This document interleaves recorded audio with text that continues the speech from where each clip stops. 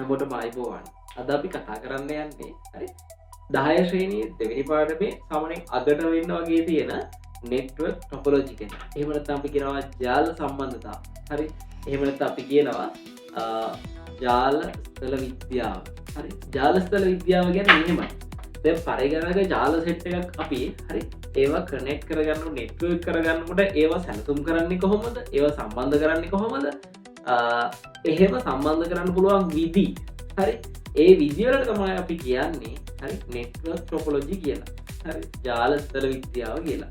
එතකොට අපි බලමු මොනවද මේ තියෙන ජාල ස්ථල විද්‍යාව. එහෙම නැත්නම් මොනවද මේ තියෙන ටොපොලොජි නෙට්වර්ක් වගේ කියලා දන්නවනේ. අර ඇඟිල්ලට දාන්න. ඔය දින මුද්දා. මේ තියෙන්නේ කොටුවකින් පරිගණකයක් හඳුනනවා කියලා හිතමු. හරි. ඉතින් තියෙනවා පරිගණක. දැන් එතකොට අපිට මේවා සම්බන්ධ කරන්න ඕනේ. එකින් එකට සම්බන්ධ කරන්න නෙට්වර්ක් කරන්න ඕනේ. මේ වයර් එක මෙතෙන්ට සම්බන්ධ කරනවා. මේ වයර් එක මෙතෙන්ට. මේ වයර් එක මෙතෙන්ට. මේ වයර් එක මෙතෙන්ට සම්බන්ධ කරනවා. හරි. එතකොට මෙහෙම එකට අපි කියනවා හරි ring topology. හරිද? ring topology කියලා කියනවා. වලයාකාර එහෙම තමයි කියනවා ring topology. ඒකට තියෙන විශේෂ ලක්ෂණය මොකද්ද? බස් එක දිගයි. එහෙමද? ඔව් බස් එක දිගයි. මේක තමයි ළමයි ප්‍රධාන ලයින් එක. يعني ප්‍රධාන කේබල් එක. හරි. ඒකට සම්බන්ධ කරන ඕනම පරිගණක. හරි. හරිද? එක එක පරිගණක ඔන්න ඔය විදිහට සම්බන්ධ කරනවා. හරිනේ. හරි. ඔන්න එක එක විදිහට පරිගණක මේ එක ප්‍රධාන මෙයා නිකන් පොදු නාරටිය වගේ. හරි. මෙයා නිකන් පොදු නාරටිය වගේ. ඒ පොදු නාරටියට එක එක දේවල් පරිගණක සම්බන්ධ. එක පොඩි හැඩයක් තියෙනවා. හරි. එහෙනම් ඔන්න පොඩ්ඩක් බලන්න මෙයාට අපි කියනවා බස් ටොපොලොජි.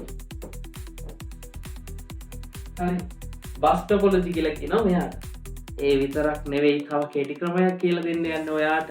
හොඳට බලන්න මෙන්න මේ බස් ටොපොලොජි එකම හරි මම ඔයාලට කියලා දෙනවා තවත් එකක් ලේසියෙන් මතක තියාගන්න. රයිට් හරි මම මොකද පොඩි කරන්න හරිද පොඩි කරලා මෙයාව මෙන්න මෙයාට හදනවා. හරි ඒකල්ලා මම මෙයාව මේ හරි වෙන ටොපොලොජි එකක් අපිට හදාගන්න පුළුවන්. මේ බස් ටොපොලොජි කියන ගත්තේ මේ බස් එක්කෙනා වෙනකොට ළමයි බස් එකේ නම් අපි ගත්තේ එක එක. හරි. ඒ පරිගණක එක එක තමයි මේ කොඳුනාර රේඩියට අපි සෙට් කරේ. දැන් අපි මෙන්න මෙහෙම එකක් හැදුවොත්. හරි. ඔන්න. හරිද? හරි. මේ විදිහට එකක් හදාගත්තොත්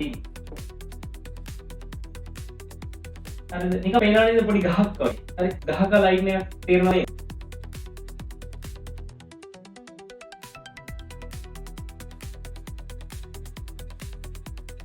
යාට අපි කියන tree topology. හරි. හැබැයි මේකට සෙට් වෙලා තියෙන්නේ මෙන්න මේම අතු වගේ. හරි. අතු ඇවිල්ලා වගේ. එතකොට අතු කියලා කියන්නේ නිකන් star. හරි. බලමු අපි star එක කොහොමද තියෙන්නේ කියලා එහෙනම්. දැන් අපි කතා කරමු star. star topology. හරි දැන් දන්නවා ඔයා. දැන් නිකන් අත්තක් වගේ. හරි. මෙහෙම. ඔන්න පරිගණකයක් තියෙනවා. හරි. ඔන්න තවත් පරිගණකයක්. ඔන්න තවත් පරිගණකයක්. හරි. තවත් පරිගණකයක් තියෙනවා කියලා තුමු. මෙයා හරි එක තැනකට මේ හැමෝම එකතු වෙනවා. හරිද? එතකොට මෙයා ඇවිල්ලා ස්ටක්. තරුව. හැම තැනකම එකතු වෙලා තරුවක් වගේ ලා. හරි. එතකොට හිතන්න මෙහෙමත් එකක්. දැන් මේ තරුව හරි වල තරුව දැකලා තියෙනවනේ. මෙන්න මෙහෙම තරු තියෙනවා. සාමාන්‍ය තරු වගේ. එතකොට හිතන්න මෙන්න මෙයා හරි මැදට කනෙක්ට් වෙනවා. කොහොම හරිද තරු තියෙනවනේ. එතකොට මේ මැදට සෙට් වෙන තැනට මෙන්න මෙතෙන් අපි කියනවා නාභිය. එහෙම නැත්නම් හබ් කියලා කියනවා. හබ් කියන මේ පුතේ හබ් හරිද? අර පොඩි කට්ටියද හබ් කියලා කියන එක නෙවෙයි. හරි හබ්. එහෙම නැත්නම් අපි කියනවා ස්විච්.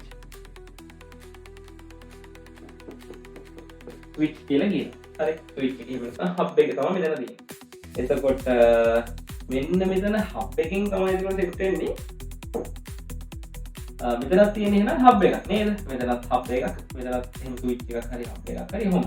හබ් එකෙන් තමයි මෙන්න මෙතෙන් ප්‍රධාන එකට සෙට් උනේ. ඒ ට්‍රී ටොපොලොජි එක. හරි. ඊළඟට ඔන්න අපි කතා කරේ ස්ටාර් ටොපොලොජි එක ගැන. හරි. ටොපොලොජි. මෙෂ් ටොපොලොජි කියලා කියන්නේ දැලක් වගේ ළමයි. හරි. හරි නිකන් මේ වගේ. හිතන්නකෝ දැලක් ගත්තාම මෙන්න පරිගණක සෙට් එකක් තියෙනවා. දැන් තරුවක් යන්නේ නම් මෙහෙම එක තැනකටනේ. හරි. එහෙම නෙවෙයි මෙයාගේ. මෙයා මෙයාට සෙට්නවා ඊට මෙයාට සෙට්ටෙනවා හරි දැන් මෙයාගෙන් ඉගෙන මෙයාට ඇඳ ආය මෙයාට අඳින්න පුළුවන්. හරි ඊට පස්සේ මෙයාගෙන් මෙයා ඉඳලා මෙයාට අඳිනවා. ඊට පස්සේ මෙයාට අඳිනවා. හරි ඊට පස්සේ මෙයාට අඳිනවා. දැන් මෙයාට මේ තුන් දෙනාටම ඇඳලා ඉවරයි. හරි ඊළඟට මෙයාගෙන් මෙයාට ඇඳලා හරි ඒක ඇඳලා තියෙන්නේ. මෙයාට ඇඳලා තියෙන්නේ. ඊට පස්සේ මෙයාට තියෙනවා. දැන් එතකොට එහෙම අඳින එකකට අපි කියනවා මොකක් කියලාද? දැන් මෙයාගෙන් බලමු හරි. තුනට බැලුවා.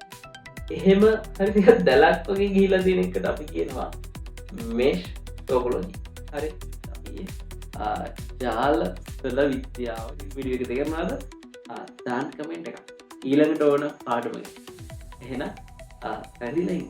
සෙලොන් ICT ක්ලාස්